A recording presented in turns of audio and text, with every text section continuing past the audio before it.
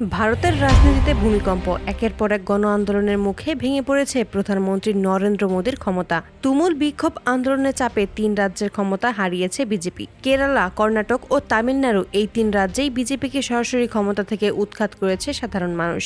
ভারতের সাধারণ মানুষ আর চুপ করে বসে নেই। মোদীর শাসনকে তারা তুলনা করেছে একনায়কতন্ত্রের সঙ্গে। হিন্দুত্ববাদী এজেন্ডা চাপিয়ে দেওয়া, মুসলিম সম্প্রদায়ের ওপর অমানবিক নিপীড়ন, মসজিদ ভাঙা থেকে মাদ্রাসা বন্ধ, সবকিছুর বিরুদ্ধেই ক্ষোভ ফেটে পড়েছে রাস্তায়। একসময় যেসব রাজ্যে বিজেপি শক্ত হাতে ক্ষমতা ধরে রেখেছিল, সেই রাজ্যগুলোতেই এখন পতনের ঘণ্টা বেজে গেছে। কেরালা, কর্ণাটক ও তামিলনাড়ু একযোগে এই ৩ রাজ্য থেকেই বিজেপিকে উচ্ছেদ করেছে বিক্ষুব্ধ জনতা। আন্দোলনের তীব্র চাপে ভেঙে পড়েছে বিজেপির প্রশাসনিক কাঠামো।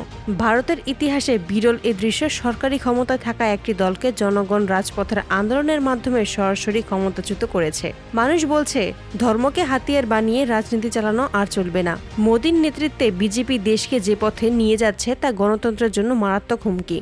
আন্দোলনের ডাক পাওয়া মাত্রই লাখো মানুষ কাজে ব্যবসা ফেলে রাস্তায় নেমেছে। দিনকে দিন আন্দোলন এতটাই শক্তিশালী হয়েছে যে প্রশাসন অচল হয়ে পড়ে। আর শেষ পর্যন্ত বাধ্য হয়ে ৩ রাজ্যেই বিজেপি ক্ষমতা হারিয়েছে। বিক্ষোভকারীরা রাজ্য সরকার ভবন ঘেরাও করে রাখে দিনের পর দিন। সরকারি অফিস কার্যত অচল হয়ে যায়। রাজপথের চাপ সহ্য করতে না পেরে শেষ পর্যন্ত বিজেপি সরকারের পতন ঘটে। রাজনৈতিক বিশ্লেষকরা বলেছে, এটি শুধুমাত্র ৩ রাজ্যের নয়, পুরো ভারতের রাজনীতির জন্য এক সতর্কবার্তা। জনগণ বুঝিয়ে দিয়েছে সময় বদলাচ্ছে। এই আন্দোলন প্রমাণ করেছে গণ আন্দোলনের শক্তি এখনো অটুট। জনগণ চাইলে ক্ষমতাসীন দলকে মুহূর্তেই নামিয়ে দিতে পারে। বিশ্লেষকরা মনে করেছে, দক্ষিণ এশিয়ার একের পর এক গণ আন্দোলনের ঢেউ দেখা যাচ্ছে। বাংলাদেশের, নেপালের পর এবার ভারতের জনগণও দেখিয়ে দিল ক্ষমতার উৎস জনগণ। নেপালে যেমন গণ আন্দোলনের চাপে সরকারের দেশ ছাড়তে বাধ্য হয়েছিল, ভারতের পরিস্থিতিও সেই পথে এগোচ্ছে বলেই ধারণা করা যাচ্ছে। বিক্ষোভ দমাতে পুলিশি নির্যাতন, লাঠিচার্জ, এমনকি গুলিবর্ষণও হয়েছে, কিন্তু আন্দোলন থামেনি। প্রতিদিন আরও বেশি মানুষ আন্দোলনে যোগ দিয়েছে।